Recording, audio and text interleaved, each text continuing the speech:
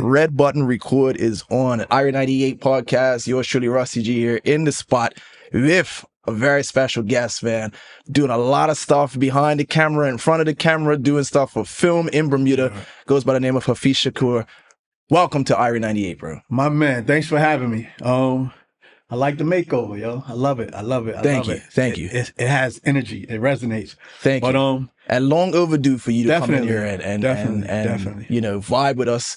We've been talking forever. What it feels like forever. True. To catch up, you know. We spoke. You know what I mean? I just wanted to wait until the perfect time and when I had something to, you know what I mean, actually promote. Yeah. You know and it sounds like you got something big. Definitely. I'm gonna break it here right now. Yeah, man. So we're here talking about Blood on the Crown. Yes. A movie you've been working on that is now set to release on July 26th, I believe it is, July 26th at Bermuda College, Athene Theatre. Show starts at 8:30. However, thanks to my loyal supporters, I'm announcing here that show has now been officially sold out. Hey, that's what's up, man. That's what's up. Congratulations. For real. So that's a big deal. Definitely, man. Feels good. 3 weeks out, right? Mm-hmm. So to sell out 3 weeks out. Yeah, man. That's a good feeling. So as a result, I'm going to announce it here first. Okay. We're going to do a second showing at 10 o'clock. That's what's up. At Bermuda College. So you go online. The first show is sold out. The second show will be, tickets are for sale for the second show at 10 o'clock. Okay, and so that's 10 o'clock on the same date, correct? 10 o'clock, same day, same location, the 26th. All right. Yeah, July 26th, same location, same spot. The show will probably start at 10:15, get there at 10 o'clock. Nice. So folks that are familiar with your previous works with Hustler's Paradise, right? Mm-hmm. What can they expect when they go to see this film? Because this is a movie. Right, so this is a movie called Blood on the Crown. It stands alone, right? It's not part of the Hustler's Paradise universe. What you will see is growth. First and foremost, you'll see growth. And Blood on the Crown is basically a feature film drama / thriller with some historical context, based on the events that led to the 1977 riots. Right. Mm-hmm. So those people that's familiar, they know that there were two individuals that conspired or allegedly conspired to kill the governor and the police commissioner. And they were sentenced to death by hanging, although the UK had abolished capital punishment by hanging like 30 years prior. Right, which is crazy. And this is real Bermuda history we're talking about. This is real Bermuda history. So if you got an issue with this content, I don't know what to tell you. This is Bermuda history. Right. You know what I mean? It's inspired by, it's not based on, it's inspired by. So what I did was I did my research, a couple books, Island Flames, Black Power Movement in Bermuda, a couple of newspaper articles from Royal Gazette and all of those back then. Right. And basically, I took that story and reimagined it as if it would have happened today's time. Got you. You know what I mean? Got you. And gave you a script, and it's thrilling. So you're hearing it live and direct, people, right? Like, this is a reimagining. This is inspired by. So don't come for him saying that this is not how it happened. He didn't look like that. I don't want to. I don't want to hear that. The characters was handpicked. We got a cast, some talented individuals. Talk to me about who you picked and why. We got Jason Clark. You know him as Combat. Boy. Combat. That was interesting because through a mutual friend, found out he was interested in acting. I guess he didn't know how to approach me, but I approached him. And at the time, he was going to be a lawyer. Okay. I had him cast as a lawyer. Sort of like the McQueen, the lawyer from Power, Method Man's character. I know you're similar to that. But then some things changed, and I said, read this. And I gave him the skeleton, and he clothed it, and he brought himself to it. He brought the energy, and I couldn't even contain it. I'm like, do you? Right. You. It was funny. It was funny at times, but it really gave personality to his character. Right. And so then he ended up becoming the shooter. So he ended up becoming LT, right? LT co-star. You got Bassie, aka King Shakur. King Shakur, his size is commanding of respect, right? He has a big stature. He's big in stature. Pause. Got you. And that was personally my preference because this individual who Buck Burrows, he's small in stature. Right. However, his legacy and what people speak of him is like this big mythical, larger than life. Yeah, exactly. Yeah. So I felt like those went hand in hand. Got you. He brought everything between him, Combat, a couple other actors. They carried it on their back. They really brought it to the table. Nice. You got Talisha. She's a lawyer. We have for those who don't know, Dame Lois Brown Evans and Julian Hall represented these two individuals. Okay. Right? And they were this was early in their career. Yeah. So basically what I did, I combined the two. And I gave you a character called Dame Lois Hall. Okay. Right? Okay. And it's played by Talisa. And she embodied it. Nice. She embodied it. You got Kaylin, who played the prosecutor, Gordon, police commissioner, John Dale played the governor. We had a good team here. That's good what's up, team. man. I'm really and I mean, and you know, through Hustler's Paradise, you're probably able to kind of identify, you know, who you feel had particular acting skills, because it's kind of been a growing and learning experience for you and everybody you've been working for with, everybody right? involved, definitely for the cast, the crew. So what we did this go around with the Hustler's Paradise, right? I wrote to the people who were in it. I wrote to their personality, so they didn't have to do much. Got you.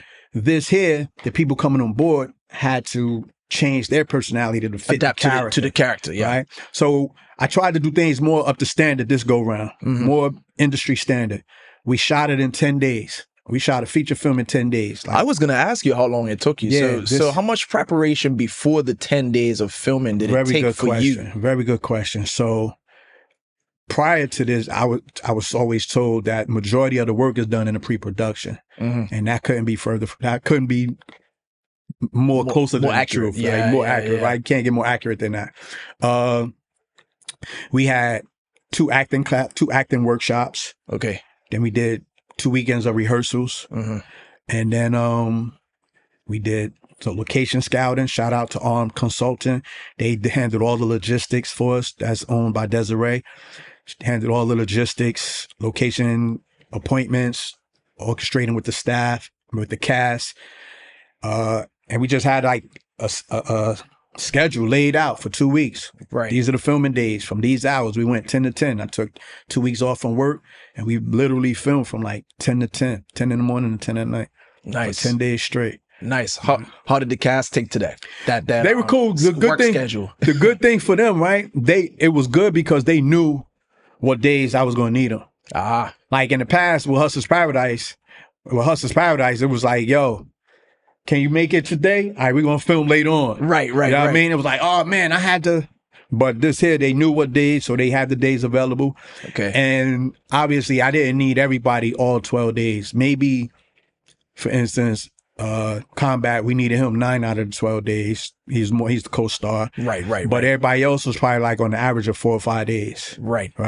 So yeah, I mean, give us a little bit of insight on that, because you've been studying it, you've learned, obviously you've now created your own film. Right. So do you start with the end, you start with the beginning? Like when it comes to shooting a film, how does it? So that's a good question. When you have a low budget or no budget like us, right? A no budget. They ask you, what's your budget? We don't have a budget, right? We just rob Peter to pay Paul.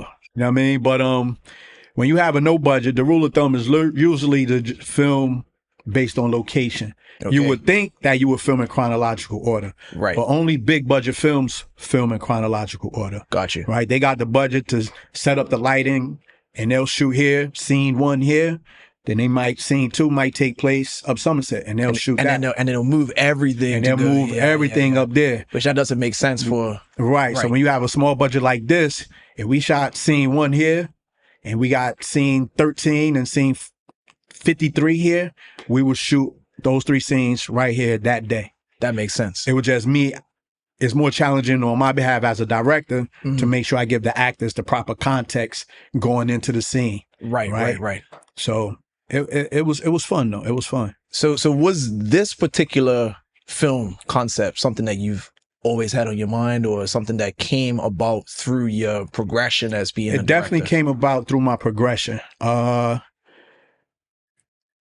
With Hustler's Paradise, a lot of people have issues with the content, right? And as an artist, you know, you want to be respected for your craft, right? Of course. So I have a passion for writing, and now the filmmaking, right, is my new passion. And people look at Hustler's Paradise, the street drama, like, oh, that's easy, right? But actually writing. It's not though, but it's not, but that's the perception. That's how they try to dismiss it, yeah. Right. They think you're just being yourself. So with Blood on the Crown, I actually had to put my pen to work and reimagine these things and right. envision certain scenes and do the research. Yeah. Right? It'll be absurd to think that I didn't. If somebody actually asked me, you know, I hope you did your research or what have you. And yeah, I've read, I'm a reader anyway, right? So I read Island Flames, Blood, like I said, Black Power movement in Bermuda. And depending on which book you read, it gives you a different perspective. Yeah. Right? Island Flames said these were two individuals on a crime spree. Gotcha. Black Power movement in Bermuda by Keto Swan said that these were Black Robin Hoods of the neighborhood. You know what I mean? Yeah. So what I did, I just embodied both perspectives. And I just, because it sounded mythical, like I said, they were larger than life. I just turned them into human beings. Yeah. Right. So now if you watch this, when you leave, you could go and say, you know what? Let me actually see what actually happened and do some research. And if you do that, I've done my job as a filmmaker. Absolutely. And I mean, I know you probably answered this question many times before, but it's your first time here. So I got to ask you the question. No doubt. It's like, how did you even get into this, bro? Like, how did this even become something that is now the passion that it is? Yeah. I'm competitive. I'm like ultra competitive. Okay. And whatever it is, I do. And so as a writer, back, I want to say, when did Hustler's Paradise come out? 2018, 2019. We were watching some web series. And I was looking, and I was like, that's dope. But I know my pen game tighter than that. Right. So it's like, all right, well, prove it then. And I was sitting there having a conversation with my sons, like, all right, well, prove it. So I went to work. I wrote the script for Hustler's Paradise. I wrote the script, not even knowing how to write a script. Right. I went to Shane, and Donald was like, yo, let's film it. Yeah. And Shane was like, all right, let me be the director. I didn't even know what the director did at the time. And when you say Shane and Donald, you're talking about Shane Woodley. And Donald Robinson. Donald from, Near Future Near Productions. Future, exactly. Yeah. Exactly. So those guys have been in music background for many years. But did they have film background as well? Or no? Shane had some editing background. Okay. Right? He shot a bunch of music videos. Gotcha. So at the time, he had more experience than me. Gotcha. Right? So we sat down, and it was like I didn't have no action. So when it comes to the script, you know, you have a lead up. Walking in here, and then we had the podcast, you know, then we have our conversation. I just had to start with the conversation. Right. Shane was like, well, how did he get there? Right. Did he walk? Did he climb through the window? Like, how did he get there? So Shane was kind of like teaching you the game as you go. As you went, right? I wouldn't say he yeah. Matter of fact, yeah, you could say he opened my eyes to some things. Just by asking the right questions. But what I actually did was, after season 1, I sat down with Sia Spence. Okay. A couple of people refer her name to me, recommended her. And I had Sia put together like a 12-week, 15-week course. Personally for me, I said, look, put something together. Just give me directing 101. Gotcha. Screenwriting, directing 101. And she did it. I sat down with Sia Spence for 12 weeks, every Saturday for 2 hours. Shout out to Sia Spence. You heard up. For real. Yeah, you know what I mean? And then from there, I hit the ground running. You know what I mean? After that, we did Sincere Love, Hella Right, which is a feature film that's on Tubi. Season 1, Hustler's Paradise, is also on Tubi. And then we did season 2. And here we are with Blood on the Crown. All right, which is again dropping July 26th. Premiering July 26th. Yep. The first showing sold out. Next showing is going to be put available online, and where are those tickets going to be available? So the next showing is available. Tickets, you can go right now on bdatix.bm. Purchase tickets for the second showing. It's just straight general admission. There won't be no VIP for the second showing.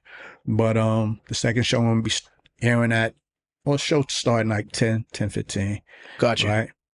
But yeah, definitely, it's definitely something that I think everybody can identify with, right? It's not for a younger crowd or older crowd. The older crowd would be able to identify and say, hey, I remember something like that happening. Mm-hmm. The younger crowd, I think they would look at him like, oh, it's hot. Hey, it was gangster.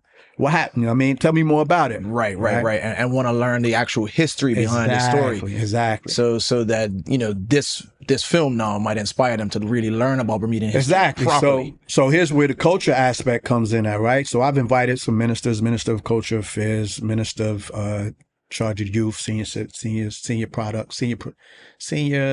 programs. Mm-hmm. Bert said he's going to be off island. But basically, this is something to get behind because it's historical. There's a historical context to it. There's education context to it, entertainment, and it's cultural. Like, you know what I mean? Right.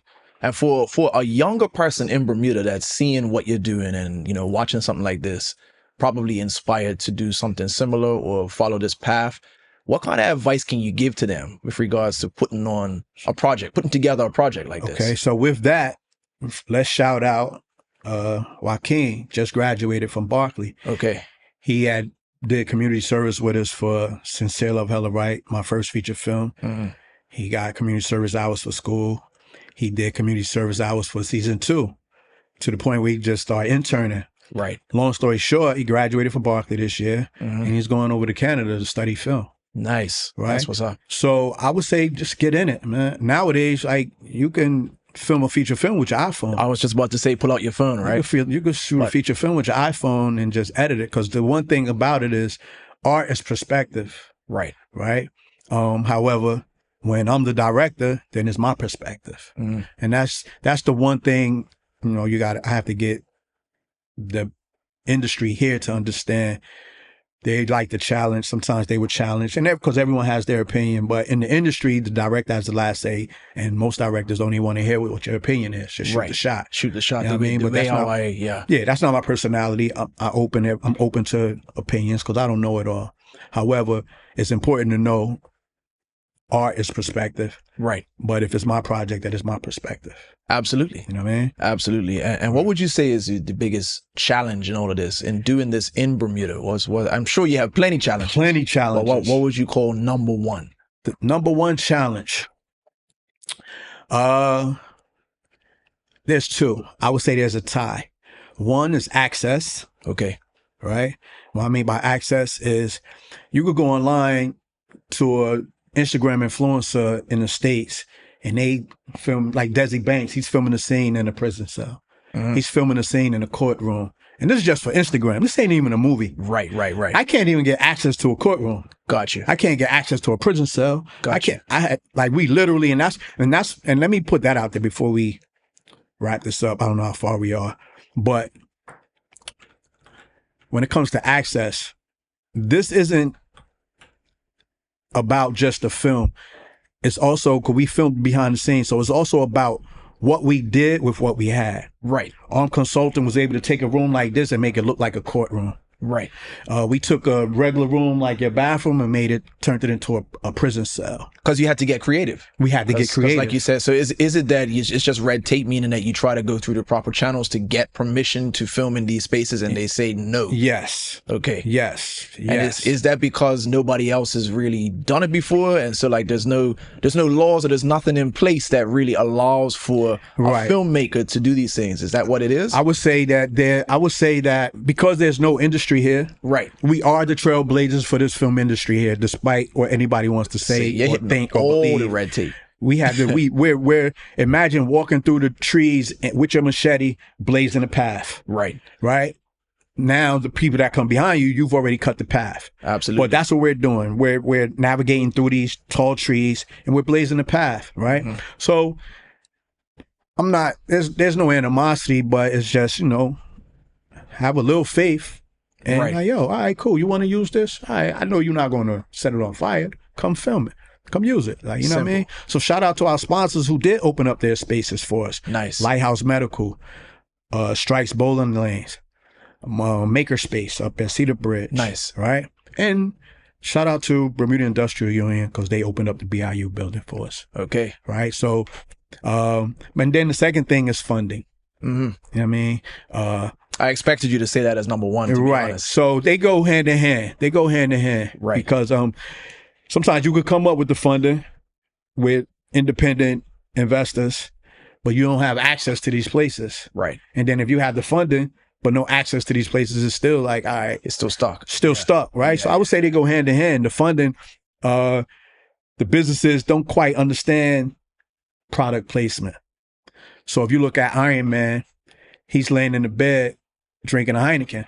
Right. Or you see the Heineken billboard. Yeah, Heineken paid $30 million to for that to be Heineken. It could have been Corona. You know what I mean? It could have been Old English. Could have been anything. Could have been anything, right? Yeah. But Heineken paid $30 million to put that ad in there. Right. You know, you have certain businesses down here that they will hold on to the marketing budget. And I know this from firsthand because I used to work for one of the distributors. Because they have sole distribution rights, there's no need for them to market. Yeah. Where else are you going to buy it? It's less competitive. So less competitive. There's less incentive to take a risk on something that they're unfamiliar with. Right. And technically it's not a risk. Right. Right. But anything new or anything different, it's just different. Can be perceived as a risk to people that don't get it, you know? True. That's true. You know what I mean? But you have these marketing dollars. So what happens is now you have to cater to the mom and pop stores who are competing for business. Right. Right. But then their budgets are smaller. So exactly. So trust me, I get it. You know what I mean? Yeah. So that's where the problem lies. Funding and access. Okay. Funding and access. So what's the best case scenario for you now with this film, right? Sold out the first showing. Now, is this something that you're gonna give access online? Like what's the next step after the premiere? If I don't make it to the premiere or if I don't make it to the show in the theater, how do I watch it? Good you get question. What I mean? Good question. So here's now, as an independent filmmaker, now you have to think about where your film is going to live, right? And the lifespan of your film. So we haven't even taught it how to walk yet. And what I mean by that is, so the premiere July 26th. The first showing is sold out. We're going to have a second showing. The best case scenario is that second show sells out. Which I think it will. Right. And then we're going to be like LeBron James and we're going to take our talents on the road.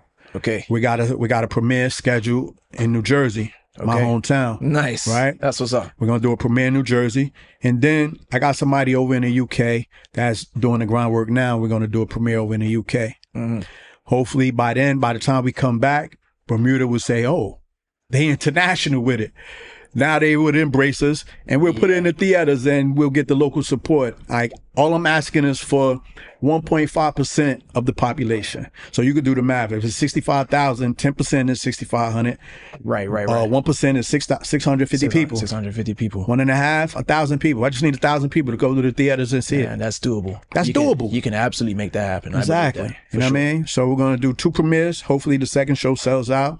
We'll go to Jersey. I already know that's going to sell out. My people's asking for the dates already. Nice. The UK, you got the Facebook group, the UK living in Bermuda, the Bermudians living in the UK.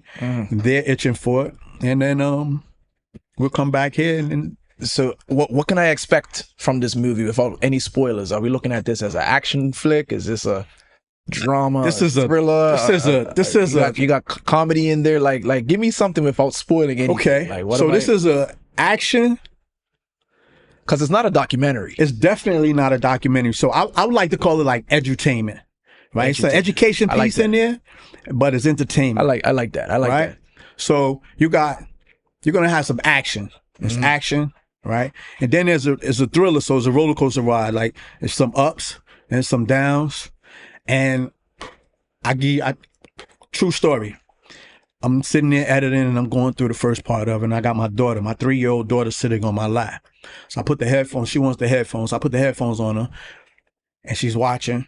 And there's a certain scene in there where she reacted the way I expect everyone else to react. And this is a 3-year-old. She went, okay. And I saw that. I wish I had my phone out. I said, got him. That's what you want, right? As a director, that's what you want. As a director, you want your job as a director is to invoke emotion, right? They should be able to look at each scene and feel something, whether it's happiness, sadness, anger. It should be something, melancholy. Some kind of emotion, yeah. Something. And this is how you get to enjoy movies. You know what I mean? You like, it brought some sort of emotion out of it for you. And when she did that, I said, we got him. We got him. Nice. That's we got him. So definitely thriller, action, thriller, and then the historical context for those who was around at that time or those who know, they'll be able to look and be like, oh, he did his research. Yeah. It didn't happen like that. Come here, young buck. Let me show you how it happened. Show you how it happened. Let me tell you how it happened. Yeah, you know yeah. what I mean? So of course, my mind's thinking the next step for you now is an actual accurate representation, or at least like a behind the scenes or Right. something to where as like the true story is told Yeah. somewhere in between. Like, you know how sometimes movies will have just a little bit of text or script or something that would actually lay out what really happened. True. Whether it's at the end or, you know, something to that. So, basically, you're the second person who gave the idea of like, yo, you got to do a director's cut. I think so. I mean, because again, like it's a story that I think Bermudians know, but a lot of people don't know the details or haven't done the research or read the books to really know what happened unless he was there. True. And I want to say, especially anybody who's born, let's just say from the 90s, right. 90s up. Right. You And know? that's true, right? You know what I mean? That's true because I've been saying this throughout my whole promo run. If you ask 10 people right now, are you familiar with the Black Panther Party? They're going to say yes. All 10 of them going to say yes. Yeah. They're facts. going to they'll name Geronimo Pratt, Huey P. Newton, Fred Hampton, Bobby Seale. They'll name them. Mhm. I asked some individuals about the Black Bermuda Cadre and are they familiar with Buck Burrows and Larry Tacklin? And they're like, who? Who's that? Yeah. Right? If I asked 10, 5 just was clueless. 3 was like, that sounds familiar. 2 was like, oh yeah, I know. Yeah, tell that story. Right. Bermuda needs that. You know what I mean? Yeah. So I believe that once this is out, I probably will follow up with a director's cut. I know a couple of people was talking about doing a documentary. Personally, I'm not interested in documentaries. Gotcha. Right, but I will do a director's cut because I think if I show the parallels, it'll give you a more appreciation for the film. Right, because you'll be like, oh, okay, that's what he did with that. Okay, yeah, that's dope. Nice, Man. nice. Yeah. That's what's up, man. Hey, look, I appreciate you stopping by. Or I appreciate you having me, opening up your doors. Man, you're Shout always out to Irie. listen. You're always welcome, man. You're always welcome, appreciate man. it, Looking appreciate forward it. to that premiere, July 26th. Go and cop those tickets if you have not Word, copped those go and tickets cop the yet. tickets. Go get them. You know what I BDA mean? Ticks, BDATix.bm. The first show is sold out. Shout out to my supporters, my loyal supporters. And the second showing is at 10:15 p.m. Same day, Saturday night, July 26th. Nice. Anybody else you want to shout out or big up before you get up out here? Wow. Shout out to the cast, man. They came through. They really embodied the script from the acting workshop. Shout out to Chardonnay Painter, Quincy Dill. They held the acting workshops. Like I said, my sponsors, Strikes Bowling Lanes, Lighthouse Medical, Maker Space, Bermuda Industrial Union, Armed Consultant. These are our sponsors that help bring all this together. The cast, shout out to Outlaw Star, King Shakur. And if I'm missing anybody, shout out to the family, to the wife. You know, Can't forget them. For putting up with me, you know what I mean? Yeah. But yeah, man. I just want everybody to come see it. This is separate from Hustler's Paradise, and I believe you'll see the growth. Yeah. And I, as an artist, that's all I ask. Just come and witness the growth. Nice. You know what I mean? That's what's up, man. That's what's up. Where one point you mentioned what would be the ideal goal, and I think when we come back from the UK, if government was to say, you know what, I think every high school student should see this, and they set it up where high school students come Right. to the theater and see it and make it feasible. Yeah. You know what I mean? I think that'll be a win-win for everybody. Yeah. You know, that's a great goal to have, man. yeah, I think that'll be a win-win for everybody. And it'll give those that's aspiring to do this some goals like, oh, okay, he could do that. You know what I mean? Right. It's like, I look at it like playing football down here versus playing basketball down here. You play basketball down here, you don't see nobody making it out of here with basketball, one or two Very true. individuals. But football, first person you're going to see Nikki Wells and a couple other individuals who've gone on and gotten signed. So it's a difference. So if you see someone from here in the film industry actually make it and blow up, you're going to be like, yo, I could do it. If they can do it, I can do it If too. they could do it, I could do it. So you never know what you might. There's power in that, you know. Exactly. So I appreciate you, man. Appreciate you for having me. Definitely, for sure. And once again, another edition of the Irie 98 podcast, man. Big shout outs to Hafiz. And look out for Blood on the Crown. First show sold out in 3 weeks prior to. So that's big in itself. So yeah, man. Keep up the support. For more conversations like this, you know, if interesting people in Bermuda and around the world, make sure you go subscribe to the YouTube channel. That's Irie 98 on everything, all right? Until next time, easy. Peace.